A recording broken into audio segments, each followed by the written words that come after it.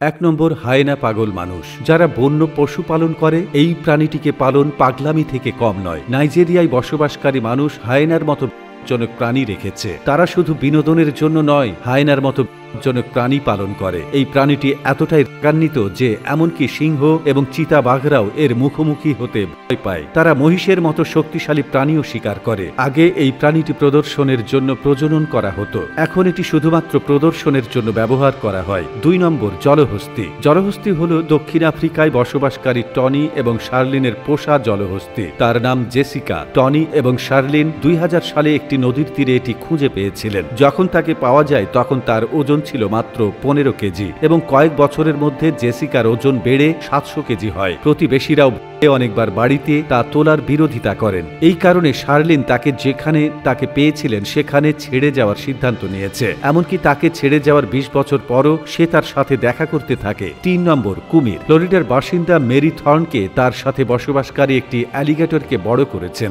এর নাম র্যাম্বো এবং তাকে প্রায়ই বাইকে ঘুরতে দেখা যায়। মেরি মানুষকে কামড় না দেওয়ার জন্য এবং দাঁত বন্ধ রাখার জন্য প্রশিক্ষণ দিয়েছে এবং মেরি কুকুরের মতো আচরণ করে। সে তার গলায় একটি ফিতা বেঁধে বেড়াতে নিয়ে যায় এবং যখন সে এটি করে তখন তাকে দেখে লোকেরা খুব ভয় পায়। তার প্রতিবেশীরা তার বিরুদ্ধে আদালতে মামলাও করেছে, তবে সে আদালতে প্রমাণ করেছে যে এতে কোনো ব্যক্তির হয়নি। 4 নম্বর, বন্য ভাল্লুক। রাশিয়ায় বসবাসকারী এক দম্পতি তাদের এলাকায় বিখ্যাত কারণ তারা 27 বছর ধরে তাদের বাড়িতে একটি বন্য ভালুক রেখেছে। স্টিফেন নামের এই ভালুকের বয়স যখন মাত্র 3 মাস তখন এই দম্পতি তাকে তাদের কাছে রাখার সিদ্ধান্ত নেয়। এখন গত 27 বছর ধরে ওদের সাথে খাওয়া দাওয়া, খেলাধুলা, ঘুমানো সব কাজ সে করে। এই ভালুক দিনে 25 কেজি পর্যন্ত খাবার খায়। তিনি সবুজ শাকসবজি, রুটি এবং আইসক্রিম খুব পছন্দ করেন। 5 নম্বর, জিরাফ। দক্ষিণ আফ্রিকায় বসবাসকারী ফায়না নামের এই 10 ফুট লম্বা জিরাফ এই পরিবারে থাকে। একদিন যখন পরিবারটি হাঁটতে চলেছিল